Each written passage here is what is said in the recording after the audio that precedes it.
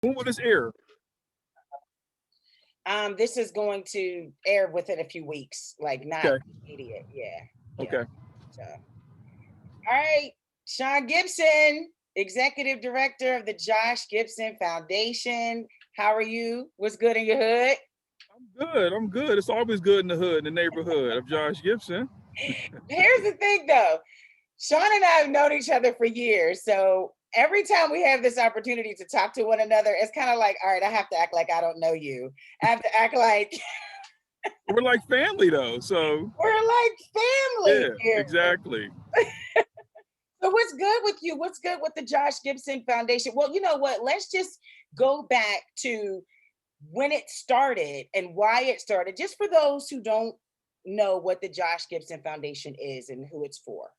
Yeah, so that's a great question. The Josh Gibson Foundation was founded actually by my grandfather, Josh Gibson Jr. And the whole focus was to, be on the community, educate the community about Josh Gibson, programming.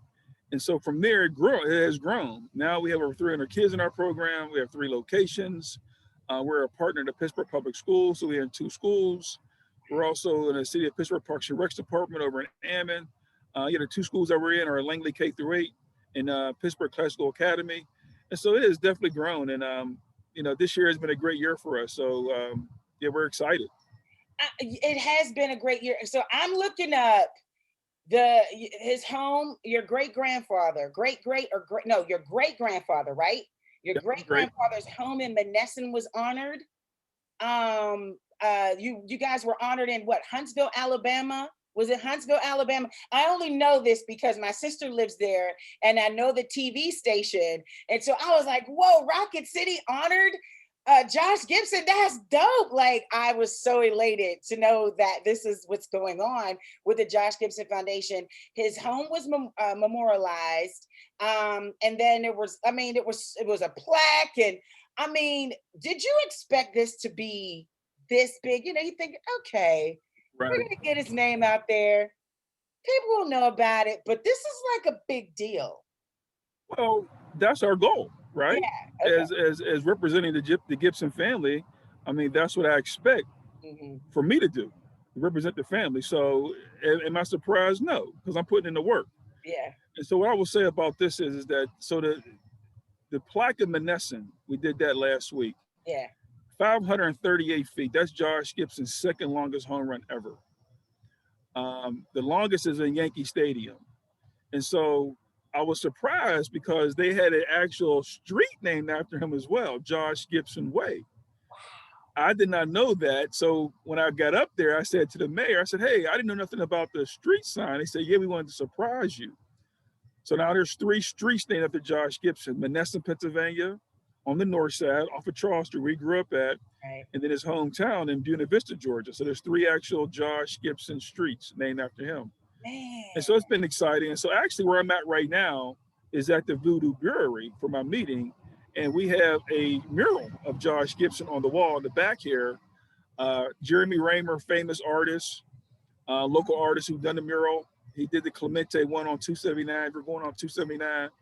But this one here at the Voodoo Brewery on 205 East 9th Street is 2,700 square feet, his largest one ever. And so one of my supporters and volunteers said, "Man, this is the summer of Josh," and it has been a great year for Josh so far, especially Kiki coming off a pandemic year. Yeah. Yeah. It's been a great year so far. We have some great events coming up the rest of the year. Josh is now recognized in Major League Baseball, one of the greatest baseball players of all time. They're going to include his stats as well as other great Negro League baseball players into the statistics. So am I surprised? No, it's my hard work paying off, and I'm excited about it. So what's the message that you want to send young boys and girls who aspire to be, the next Josh Gibson or greater, if that? What's the purpose behind the organization was to create this platform for the next Josh Gibson, to give them everything that your great grandfather did not have. So do you feel that you've accomplished that and surpassed that? That's the real question. Not yet, because we still got many, people to educate about Josh Gibson. We got many people in the Josh Gibson Foundation to make sure that there are successful, productive citizens in this community. But the main goal is definitely what I want to teach kids about the Negro Leagues and kind of can relate to our kids today is that, never give up, number one. These guys endured a lot of things as being African Americans in this time. Number two, how to overcome obstacles and adversity. I mean, these men went through a not being able to go to certain restaurants, not be able to go to certain hotels, not be able to go to certain neighborhoods, and still come out and play the game of baseball on a high level. And so when people try to compare Major League Baseball players to the Negro Leagues, I say Major League Baseball players had it easy. They didn't have to worry about death threats. They didn't have to worry about the racism. Before we even got up to go out the door, we already had pressure on our shoulders. And so what I tell our young people today is never, what you can learn from the Negro Leagues is just how these men endured everything they can and still overcame those adversities and obstacles to become successful baseball players and successful men in general. I know that kudos to Josh Gibson being mentioned in Blackish. That was like, I was like, what? I was so excited about that. And you all were mentioned on Uninterrupted. I believe there was a piece on Uninterrupted. With Uninterrupted, I know that they focused a lot on we're more than an athlete. The whole, forgive Bo in the background, this is playtime for him. So I think he's trying to work on his catching skills.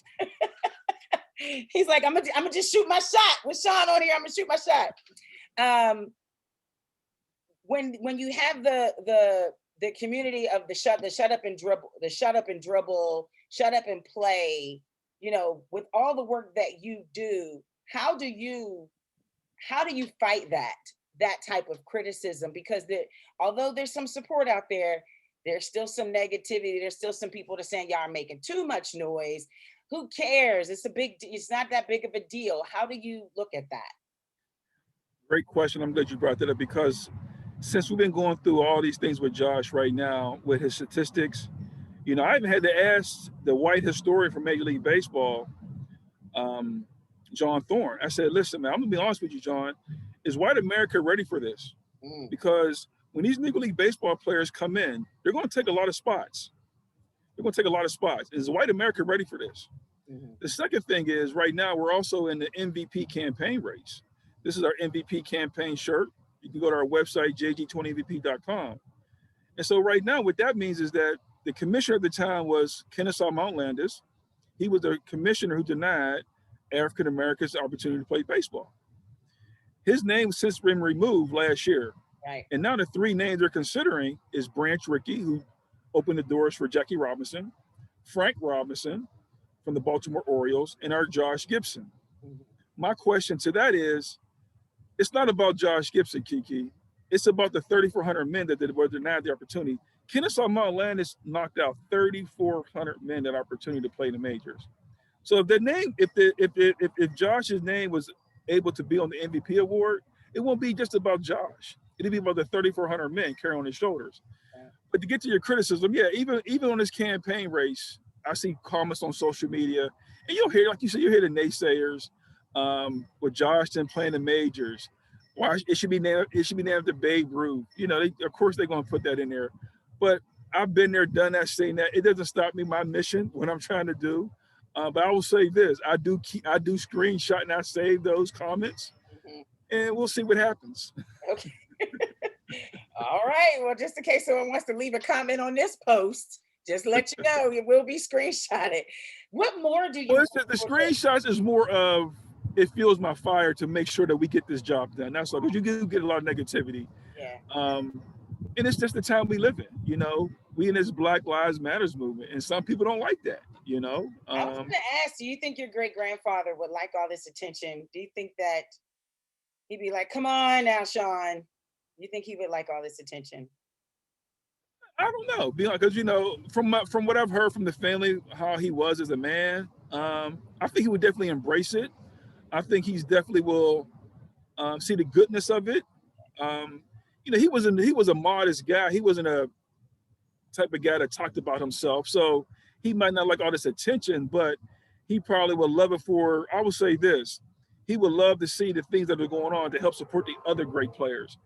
And I say that because, you're going to get the Josh Gibsons, the Satchel Pages, the Cool Papa Bills, everybody, they're well known. But it's the other guys. Like, for instance, there's a guy right now who's 94 years old.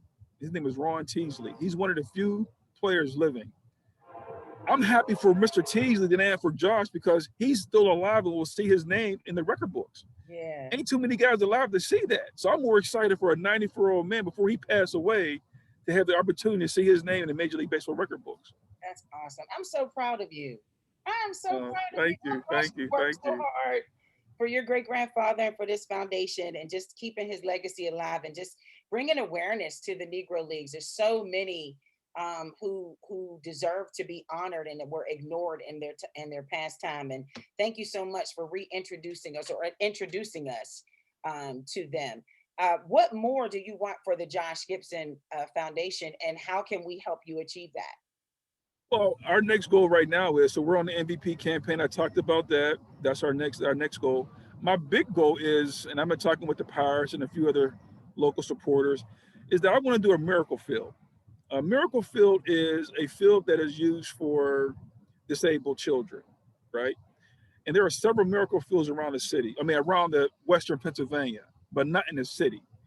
Cranberry, Moon Township, Upper St. Clair, all the suburbs. And so my goal is that, like I tell everybody, like the Pirates, there are African American kids and minority kids that want to play, that want to play baseball too. So that's my next goal, is to have a Josh Gibson Miracle Field. Sorry about the train in the background. But that is my next goal, is to be able to serve that underprivileged, disabled community, that they can also enjoy the game of baseball in the name of the Negro Leagues. And where are you with this? Are we close or? Still in the beginning stage. We're still trying to find the land, working with the Housing Authority, City of Pittsburgh, trying to find the land. That's the most important thing, is finding the land. Yeah. I think once we find the land, I think we can get some sponsors behind it, but I think that's our main thing right now. Yeah. Right. Well, I'm here. You know that, right? You I need know. to pick up a shovel and start, digging up some dirt. I don't know. Just tell me what you need me to do. I'll be there. Okay. Just need Bo. We need Bo there. Oh, What's his Bo's name, there. Bo? Oh, Bo's there. He'll help you run he probably won't work, but he'll be there. He can be our security guard. Good luck with that. Thank you so much, Sean, for telling us what's good in your hood. Thank you for having me, Kiki. Love you. Love you.